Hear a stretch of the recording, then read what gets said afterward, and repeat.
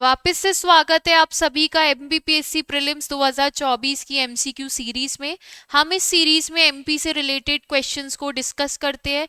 ये जो क्वेश्चंस है कुछ आपके जो प्रीवियस ईयर के जो प्रीलिम्स हो चुके हैं उनसे रिलेटेड भी क्वेश्चन है, साथ के साथ आने वाले एग्जाम्स में जहां से भी क्वेश्चंस हमको लगता है कि इस टॉपिक से क्वेश्चन पूछा जा सकता है तो उन क्वेश्चंस को भी डिस्कस किया जाता है। बेसिकली ये सीरीज जो बनाई गई है आप लोग का अच्छा रिवीजन हो सकता है।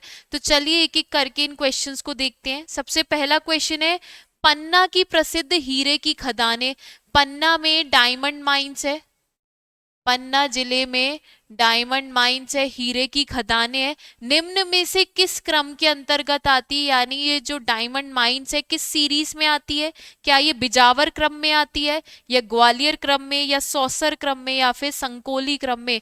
तो जो ये डायमंड पन्ना जिले में जो डायमंड्स की माइंस है यानी हीरे की खदानें हैं, ये आपकी आती है बिजावर क्रम में यानी बिजावर सीरीज में। तो ये चीजें आपको पता होनी चाहिए कि कौन से क्रम में आती है, बिजावर सीरीज में। और बिजावर सीरीज कौन से रॉक ग्रुप, कौन से शैल समूह में आता है? तो बिजावर सीरीज कडप्पा शैल समूह में आता है। कडप्पा शैल समूह यानी कडप्पा रॉक ग्रुप में आता है। उसके बाद नेक्स्ट क्वेश्चन देखें। नेक्स्ट क्वेश्चन है, निम्न में से कौन सी खदान यानी कौन सी माइन सबसे बड़ी, एशिया में सबसे बड़ी मैग्नीज की खदान है, मैग्नीज की माइन है? यानी इन चारों में से आपको बताना है कि एशिया में सबसे बड़ी मैग्नीज की माइन कहाँ पर है और उस माइन का नाम क्या है। क्या वो कजारी है, या फिर डोंगरी, या फिर थांदला, या फिर भारवेली? तो मैग्नीज की वो खदान कौन सी है? वो है भारवेली। और ये भारवेली किस जिले में आती है? तो ये आती है बालाघाट में। भारवेली जो कि मैग्नीज की एक माइन है, खदान है, किस जिले में आती है? बालाघाट में। उसके बाद आपको ये भी पता होना चाहिए कि मध्य प्रदेश, मध्य प्रदेश सबसे ज्यादा मैग्नीज का प्रोडक्शन करता है। मध्य प्रदेश सबसे ज्यादा मैग्नीज का, मैग्नीज का उत्पादन यानी प्रोडक्शन करता है। कितना? 50%। 50% सिर्फ एमपी से ही मैग्नीज का उत्पादन होता है, प्रोडक्शन होता है। उसके बाद नेक्स्ट क्वेश्चन देखें। नेक्स्ट क्वेश्चन है आपका, मलाज खंड तांबा खदानें कहाँ स्थित है? यानी मलाज खंड जो कि यहाँ पर कॉपर माइंस है, तो ये कहाँ पर स्थित है? मलाज खंड जो कि यहाँ पर आपको तांबे की खदान, कॉपर माइंस देखने को मिलेगी। क्या ये जबलपुर में है, या शिवपुरी में, या बालाघाट में, या फिर छतरपुर में? तो मलाज खंड कहाँ आता है? ये आता है बालाघाट के बेहर तहसील में। बालाघाट के बेहर तहसील में आपको मलाज खंड देखने को मिलेगा, जहां पर तांबे की खदानें हैं, कॉपर माइंस है।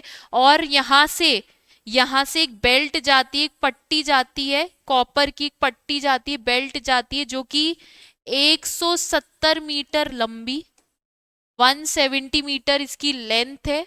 और चौड़ाई कितनी है? चौड़ाई कितनी है यानी विड्थ कितनी है? तो विड्थ है यानी चौड़ी कितनी है? 20 मीटर। तो ये भी आपको पता होना चाहिए कि यहाँ से एक पट्टी जाती है, एक बेल्ट जाती है, इसकी लंबाई है 170 मीटर और ये चौड़ी यानी इसकी विड्थ कितनी है? 20 मीटर। उसके बाद देखें, उसके बाद नेक्स्ट क्वेश्चन है, टंगस्टन के लिए मध्य प्रदेश का कौन सा क्षेत्र प्रसिद्ध है? टंगस्टन के लिए एमपी का कौन सा रीजन फेमस है? क्या वो बुंदेलखंड रीजन है, या बघेलखंड, या बालाघाट, या फिर होशंगाबाद? तो टंगस्टन के लिए होशंगाबाद क्षेत्र बहुत ज्यादा प्रसिद्ध है। और टंगस्टन, अब आप यहाँ पे एक और चीज नोट कर लीजिए कि टंगस्टन का जो ओर है वो क्या है, उसे क्या कहा जाता है? तो उसे कहा जाता है बुल्फ्राम। बुल्फ्राम। टंगस्टन का जो अयस्क है, ओर है, उसे क्या कहा जाता है? बुल्फ्राम कहा जाता है। और मध्य प्रदेश में टंगस्टन का के लिए कौन सा क्षेत्र प्रसिद्ध है? होशंगाबाद। इसके बाद देखें, इसके बाद नेक्स्ट क्वेश्चन है, मध्य प्रदेश में कोरंडम, मध्य प्रदेश में कोरंडम निम्न स्थानों से प्राप्त होता है। यानी मध्य प्रदेश में हमें कोरंडम कहाँ से प्राप्त होता है? क्या पीपरा से, या गोविंदपुर से, या चंदनार से, या फिर लम्हेरा घाट से। तो मध्य प्रदेश में कोरंडम हमें कहाँ से प्राप्त होता है? तो मध्य प्रदेश में हमें कोरंडम पीपराव से प्राप्त होता है। कहाँ से प्राप्त होता है? पीपराव से प्राप्त होता है। तो आप लोग यहाँ पे करेक्शन कर लीजिए, पीपराव है। और कोरंडम हमें कहाँ से मिलता है? परकोटा से। कोरंडम हमें कहाँ से मिलता है? परकोटा। कहाँ आता है ये? सीधी जिले में आता है। तो ये चीजें भी आपको पता होनी चाहिए कि मध्य प्रदेश में कोरंडम हमें पीपराव और परकोटा से प्राप्त होता है, जो कि सीधी डिस्ट्रिक्ट में आता है। और हीरे के बाद, हीरा सबसे ज्यादा कठोर होता है, हीरे के बाद जो कठोर होता है वो होता है कोरंडम। तो ये चीज भी आप नोट कर लीजिएगा कि हीरे के बाद सबसे कठोर खनिज यानी हार्डेस्ट मिनरल कौन सा है? तो वो है कोरंडम। उसके बाद देखें,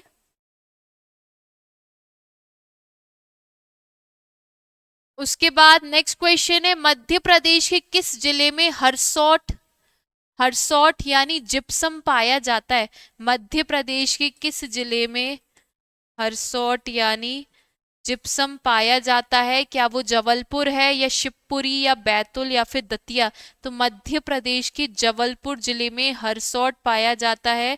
और रीवा में भी पाया जाता है, तो ये भी लिख लीजिएगा। मध्य प्रदेश के जबलपुर और रीवा जिले में हरसौट, जिसे जिप्सम भी कहते हैं, वो पाया जाता है। उसके बाद देखें, उसके बाद नेक्स्ट क्वेश्चन है आपका, मध्य प्रदेश में हेमेटाइट, मध्य प्रदेश में हेमेटाइट प्रकार का लौह अयस्क, हेमेटाइट एक आयरन ओर है, यानी एक लौह अयस्क है, आयरन ओर है। ये कहाँ पाया जाता है? तो आयरन के चार अयस्क होते, चार ओर होते, जिसमें से एक हेमेटाइट है। तो ये मध्य प्रदेश में कहाँ पाया जाता है? आपको ये बताना है। क्या ये नरसिंहपुर में, या खरगोन में, या ग्वालियर में, या फिर मंदसौर में? तो हेमेटाइट कहाँ पाया जाता है? ये पाया जाता है ग्वालियर जिले में, ग्वालियर डिस्ट्रिक्ट में। और सबसे ज्यादा आयरन का कंटेंट किस में होता है? हेमेटाइट में। सबसे ज्यादा आयरन किस में पाया जाता है? हेमेटाइट में पाया जाता है। सबसे अच्छी क्वालिटी का आयरन ओर होता है। तो और ये कहाँ पाया जाता है? एमपी में, ग्वालियर में। इसके बाद और भी जिले लिख लीजिए, इंदौर, झाबुआ, धार, उज्जैन। ग्वालियर, इंदौर, झाबुआ, धार, उज्जैन। यहाँ पर भी, इन जिलों में भी हेमेटाइट पाया जाता है। और हेमेटाइट में सबसे ज्यादा आयरन का कंटेंट होता है। और ये एक लौह अयस्क के आयरन ओर है। कहाँ कहाँ पाया जाता है? ग्वालियर, इंदौर, झाबुआ, धार और उज्जैन में। उसके बाद देखें,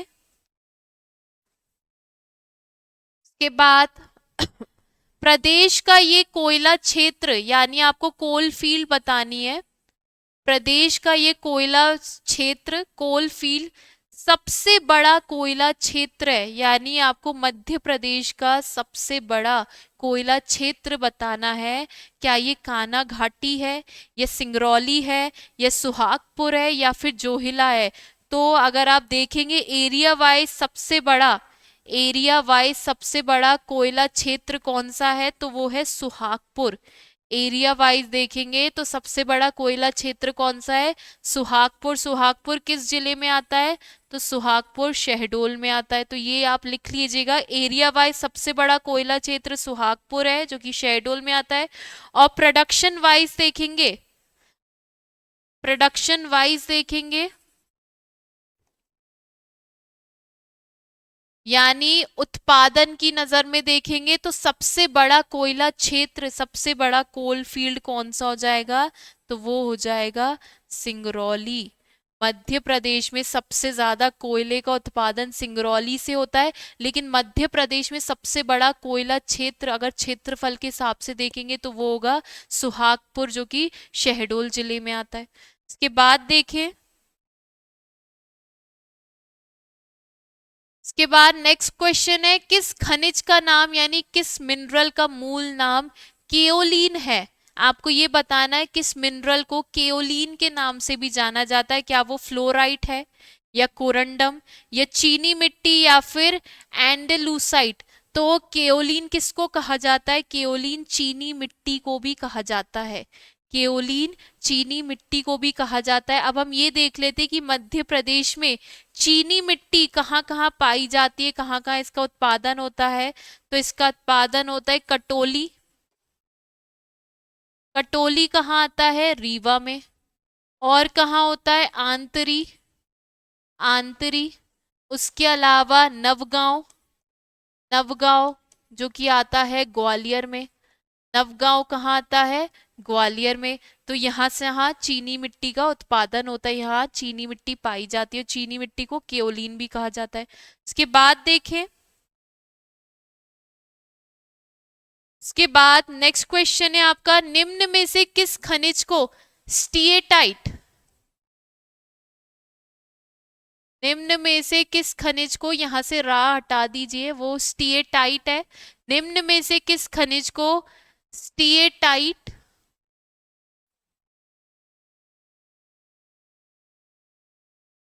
ये टा है। निम्न में से किस खनिज को यानी किस मिनरल को स्टीएटाइट के नाम से भी जाना जाता है?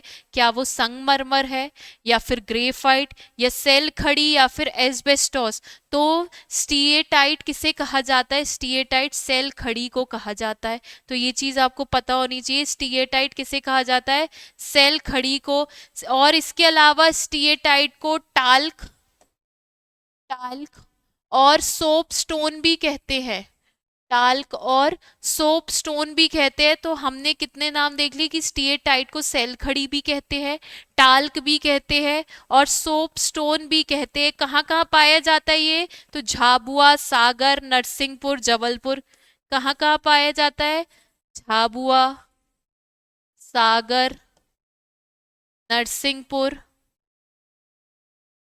और जबलपुर में।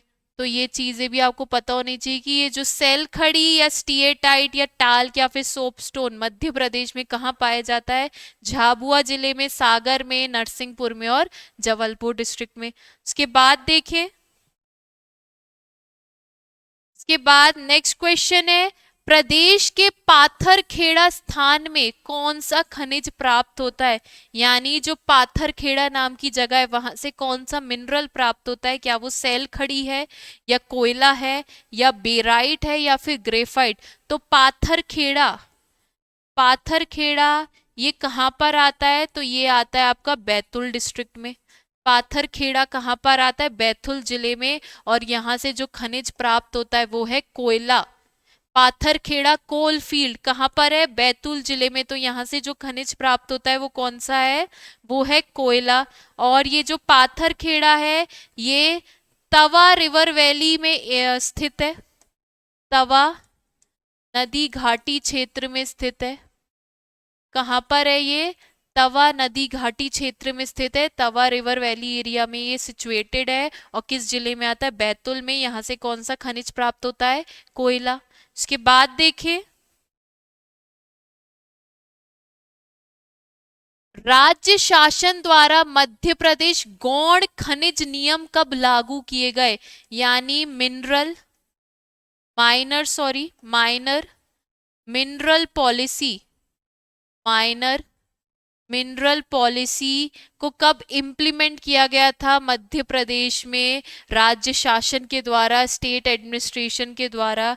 क्या 1995 में, या 1996 में, या 2000 में, या फिर 2003 में? तो मध्य प्रदेश में गौण खनिज नीति कब लागू की गई? गौण खनिज, सॉरी नियम, रूल्स, मध्य प्रदेश में गौण खनिज नियम यानी आपके माइनर मिनरल रूल्स कब लागू किए गए? तो वो लागू किए गए थे 1996 में। कब लागू किए गए थे? 1996 में। और ये भी देख लीजिए कि मध्य प्रदेश में minor mineral policy, minor mineral policy कब अनाउंस की गई? तो 2004 में। मध्य प्रदेश में गौण खनिज नीति की घोषणा कब की गई? 2004 में। नियम कब आ गए थे? 1996 में। नीति की घोषणा कब की गई? 2004 में। तो ये चीजें भी पता होनी चाहिए। इसके बाद देखें, मध्य प्रदेश में टिन कहाँ पाया जाता है? यानी मध्य प्रदेश डिस्ट्रिक्ट में टिन कहाँ पाया जाता है, क्या मंडला में या बैतूल में, सिवनी में या फिर डिंडोरी में? तो मध्य प्रदेश में टिन कहाँ पाया जाता है? बैतूल डिस्ट्रिक्ट में, बैतूल जिले में। तो आप ये भी लिख लीजिएगा, टिन कहाँ पाया जाता है? बैतूल में। और टिन में एक खनिज भी पाया जाता है जिसका नाम है लेपोडोलाइट। टिन में एक खनिज, एक मिनरल भी पाया जाता है जिसे कहते हैं लेपिडोलाइट। लेपिडोलाइट। टिन में एक मिनरल पाया जाता है, एक खनिज पाया जाता है जिसे क्या कहते हैं? लेपिडोलाइट।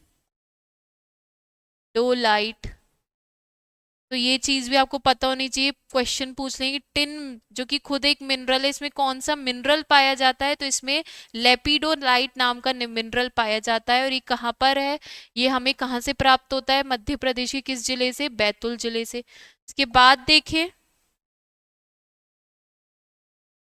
इसके बाद है मध्य प्रदेश में मैग्नीज उत्पादित करने वाला निम्नलिखित में से कौन सा क्षेत्र है?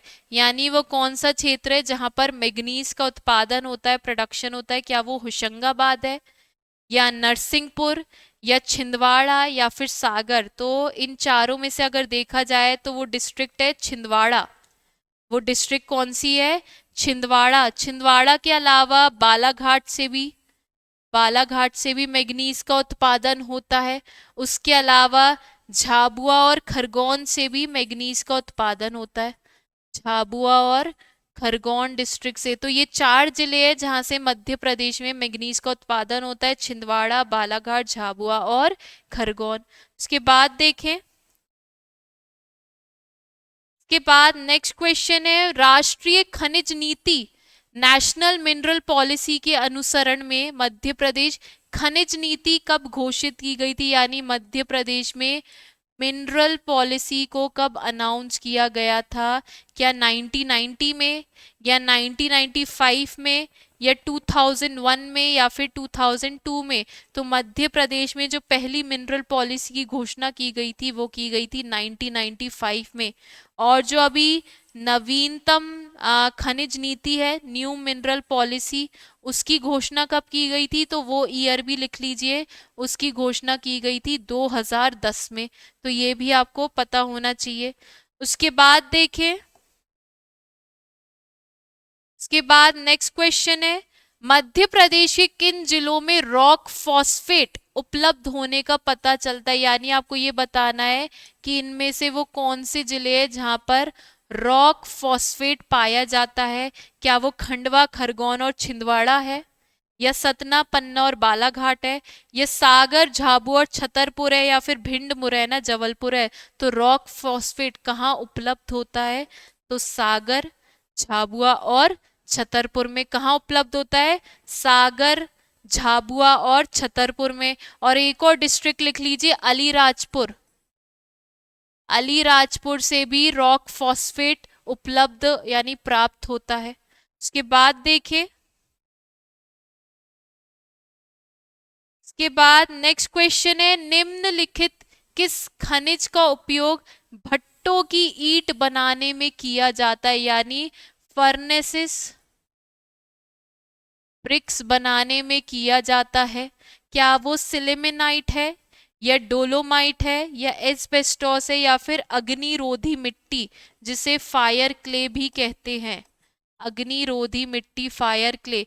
तो इन चारों में से वो खनिज है जिसका उपयोग फर्नेसेस ब्रिक्स यानी भट्टों की ईंट बनाने में किया जाता है, वो है अग्निरोधी मिट्टी जिसे फायर क्ले भी कहा जाता है। ये जो मिट्टी है ये कहाँ पाई जाती है? तो ये कोयले की खदान में पाई जाती है। कहाँ पाई जाती है?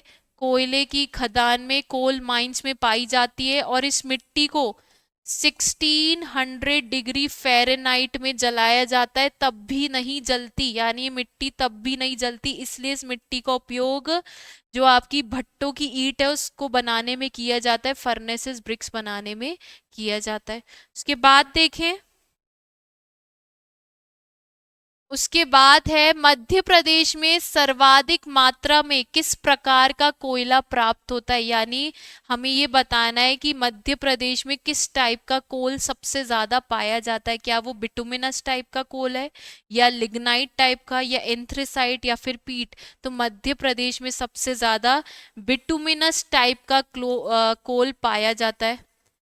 सबसे ज्यादा मध्य प्रदेश में बिटुमिनस टाइप का कोल पाया जाता है। और ये हमें इसका उत्खनन कहाँ से किया जाता है, तो गोंडवान ताप्ती गोंडवाना रॉक ग्रुप से। इसका उत्खनन कहाँ से किया जाता है, कहाँ से एक्सकवेशन किया जाता है, ताप्ती गोंडवाना रॉक ग्रुप। ताप्ती गोंडवाना शैल समूह से इस खनिज का ये जो आपका कोयले का जो प्रकार है बिटुमिनस, इसका उत्खनन यानी एक्सकवेशन किया जाता है। और मध्य प्रदेश में सबसे ज्यादा इसी प्रकार का कोयला पाया जाता है। उसके बाद देखें, इसके बाद नेक्स्ट क्वेश्चन है मध्य प्रदेश के मैग्नीज निर्यात निम्न में से किस देश को नहीं किया जाता है, यानी आपको ये बताना है कि मध्य प्रदेश इन चारों में से वो कौन सा देश है जहां पे मैग्नीज का एक्सपोर्ट यानी निर्यात नहीं करता है। क्या वो अमेरिका है, या ब्रिटेन, या जर्मनी, या फिर जापान। तो मध्य प्रदेश अमेरिका को भी मैग्नीज का एक्सपोर्ट करता है, ब्रिटेन को भी, जर्मनी को, लेकिन जापान को मध्य प्रदेश मैग्नीज का एक्सपोर्ट नहीं करता है। जापान की जगह रशिया लिख लीजिए, रशिया को मैग्नीज का एक्सपोर्ट किया जाता है। यानी मध्य प्रदेश से 4 देशों में मैग्नीज का निर्यात किया जाता है, अमेरिका, ब्रिटेन, जर्मनी और रशिया। उसके बाद आज का लास्ट क्वेश्चन देखें, मध्य प्रदेश का फेल्सपार, मध्य प्रदेश का फेल्सपार उत्पादक जिला कौन सा है, कहां पर फेल्सपार का प्रोडक्शन होता है। क्या वो छिंदवाड़ा डिस्ट्रिक्ट में, या शिवपुरी में, या जबलपुर में, या फिर टीकमगढ़ में। तो छिंदवाड़ा और जबलपुर इन दोनों ही डिस्ट्रिक्ट में फेल्सपार का उत्पादन होता है। तो आप इन दोनों को टिक लगा लीजिएगा कि फेल्सपार को प्रोडक्शन छिंदवाड़ा में भी होता है, जबलपुर में भी होता है, और एक और जिला लिख लीजिए शहडोल, शहडोल। तो मध्य प्रदेश में फेल्ड्स्पार का प्रोडक्शन छिंदवाड़ा, जबलपुर, शहडोल इन तीनों ही जिलों में होता है। आज की जो ये आपके जो क्वेश्चंस थे अगर आप देखेंगे तो ये आपके सारे मिनरल से रिलेटेड थे, खनिज से आपके सारे क्वेश्चंस रिलेटेड थे। और बेसिकली हमने ये देखा कि कौन सा खनिज किस जिले में पाया जाता है, कब कौन सी नीति आई थी मध्य प्रदेश सरकार द्वारा, जो पहली मिनरल पॉलिसी थी 1995 में अनाउंस की गई थी। उसके बाद जो अभी न्यू जो मिनरल पॉलिसी उसे 2010 में अनाउंस किया गया था। जो आपकी माइनर मिनरल पॉलिसी यानी गौण खनिज नीति वो कब आई थी, 1996 में। और सॉरी रूल्स आए थे 1996 में, और पॉलिसी कब आई थी, 2004 में। तो ऐसे क्वेश्चंस है जो कि प्रीलिम्स में पूछ लिए जाते हैं। तो एक बार आप लोग प्लीज कमेंट सेक्शन में बताइए कि क्वेश्चंस कैसे लग रहे हैं और आप लोग 20 में से कितना स्कोर कर पा रहे हैं। चलिए धन्यवाद।